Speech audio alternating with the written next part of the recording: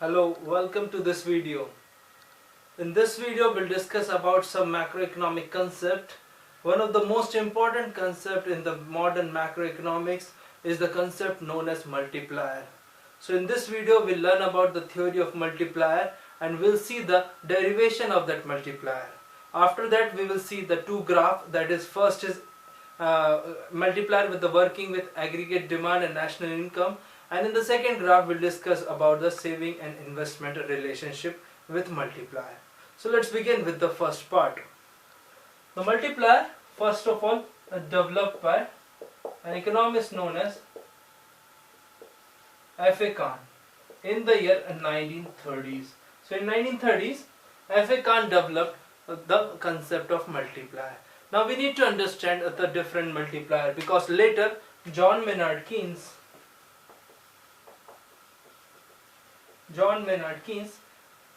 developed the multiplier, that is with regard to the investment purpose and the effect on that income. So here we can consider the two different types of multiplier, but the more famous which we are learning here, the John Maynard Keynes. So here the most important, F.A. Khan developed the multiplier known as employment multiplier, but Keynes developed the model known as income multiplier.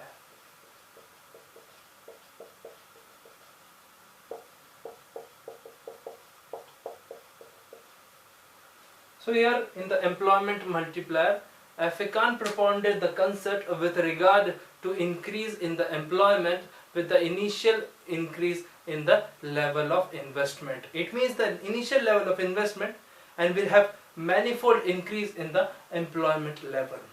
So this is developed by F.A. Khan. But further later John Maynard Keynes defined the concept of multiplier, and he propounded the concept of multiplier with regard to increase in the income with respect to the initial increase in the investment. So here the two major difference between these two.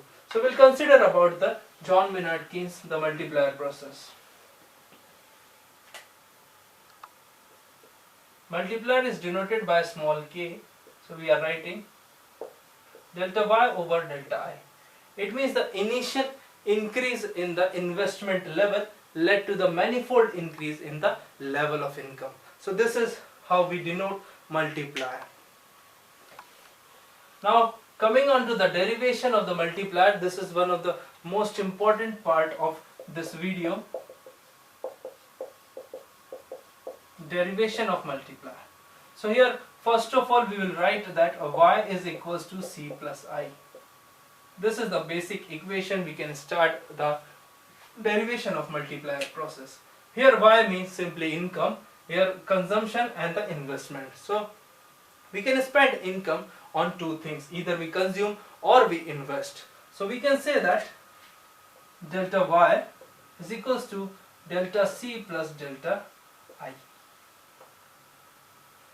Delta here a reference to the, that is change. So changes in income led to the changes in consumption and the changes in investment.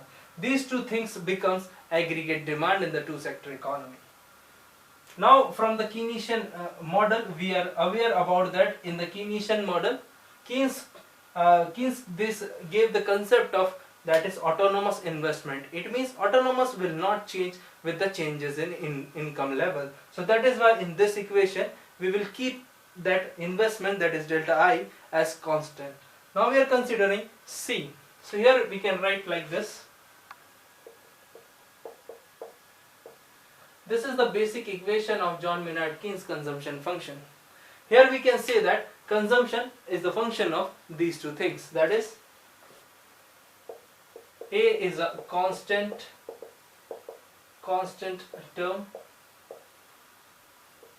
B is the MPC, marginal propensity to consume, Y is income. So here we can say A is a constant term. It means A means the autonomous consumption. If someone does not earn some amount of money, but he will consume by borrowing or by begging, so it means the autonomous consumption will remain the same and autonomous consumption will not depend on the level of income. That is why we can remove this A from the equation. So for the second purpose, we can also write like this. Because A is a constant term, so we can remove this from the equation. Now considering this equation, delta y, here delta C will replace with this by. So here that is delta by plus delta I. In the model we are replacing, we are keeping investment as constant because John Maynard Keynes assumed that investment should be constant with the autonomous nature of the investment. Here when we solve this equation, so delta y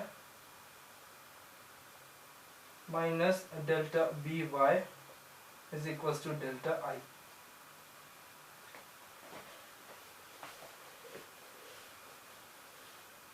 Here from this equation we will further move, that is delta y common लेके will 1 minus by, that is the equation, and that is delta I.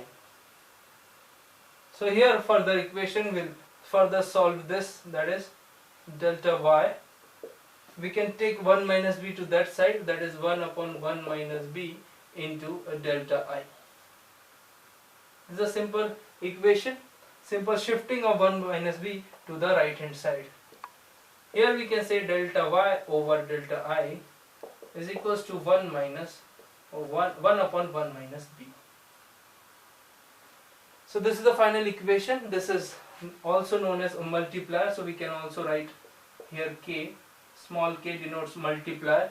So we have, in the starting of this video, we have seen that delta y over delta I is known as multiplier process.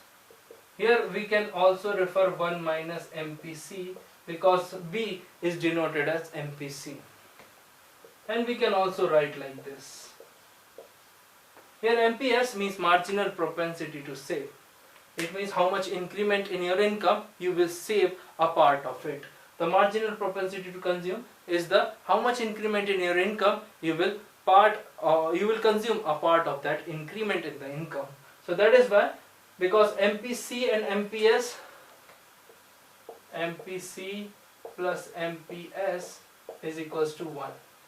So here we can replace 1 minus MPC with the MPS. So this is the derivation of the multiplier theory. So this is the algebraic derivation. Now we'll move on to the assumption of this multiplier theory. In the assumption, first of all we'll make that assumption that MPC should be remain constant. So for the first part we are writing assumption.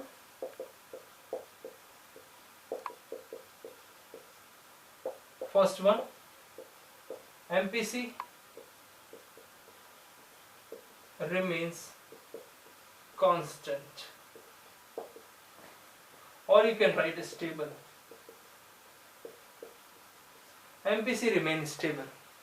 Here the second point, net increase in investment in any time period will not have further effects on the economy. It means whenever the initial increase in the investment, and that in the later period there will be no further effect, because if some further effect will be had, then it will affect the value of multiplier. That is why we have to keep this point constant. Your third point is no time lag. So there will be no time lag between the initial increase in the investment and the led to the final ultimate multiplier effect on the increment in the income. So there will be no time lag. Now the fourth one is excess capacity. Need to understand this point very carefully. It means there will be always remains an excess capacity in the economy. Whenever the demand will increase, it means it will further supplied with the perfect supply factors. It means there will be no problem of lack of production. That is why whenever the demand will increase, you will provide with adequate supply to that. So there will always be depend on the excess capacity remains in the economy. Now we'll understand the theory of multiplier with graphical method So for the graphical method, we'll first draw the aggregate demand.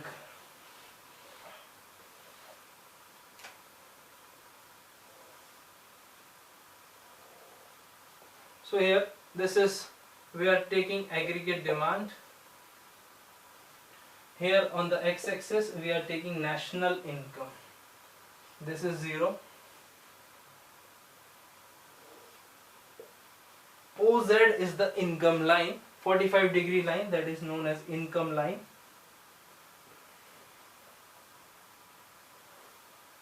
This is C, that is the line of consumption. We are assuming that we are taking the multiplier value as 0.5. So this is our MPC is equals to 0.5. For the sake of convenience, in order to show the perfect impact of this marginal propensity to consume, we are taking 0.5. You can take any other values also. So MPC is 0.5. Now this is the graph of your aggregate demand, that is C plus I. So here the aggregate demand equals national income. This is Y1. This is your equilibrium point. So this is finally we achieved the equilibrium. Now suppose that if there is increase the investment in the economy, so we have to draw one other curve, that is C plus I dash. It means the increment in the investment. This is the new equilibrium point E dash. Here we can write Y2. So now from this figure we can easily see that this is the amount we included in the increment of this income.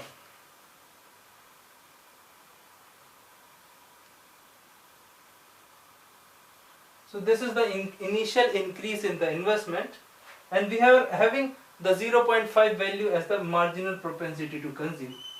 So this is the result of that increment in income. It means the increment of income, and we get the result is surely double. So it means 0.5, the increment in the investment led to the doubling of the national output or national income. So that's a very simple graphical representation of the theory of multiplier. Now we'll understand the same concept with saving and investment.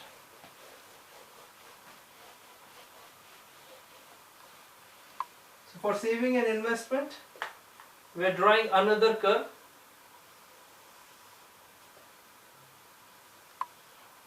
This is again on the x-axis, that is national income. Here you write O. On the y-axis we are writing saving and investment.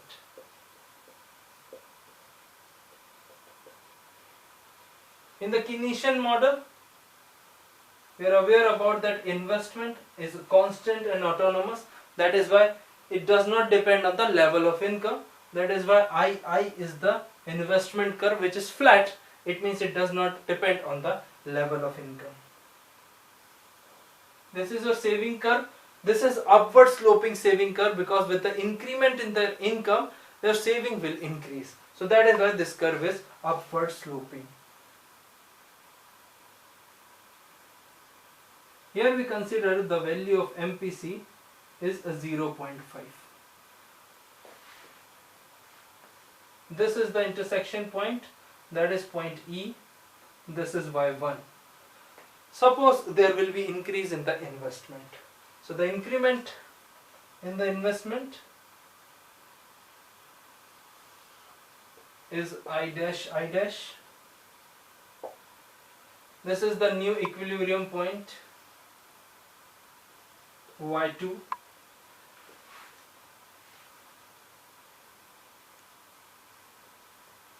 We can write like this, E dash.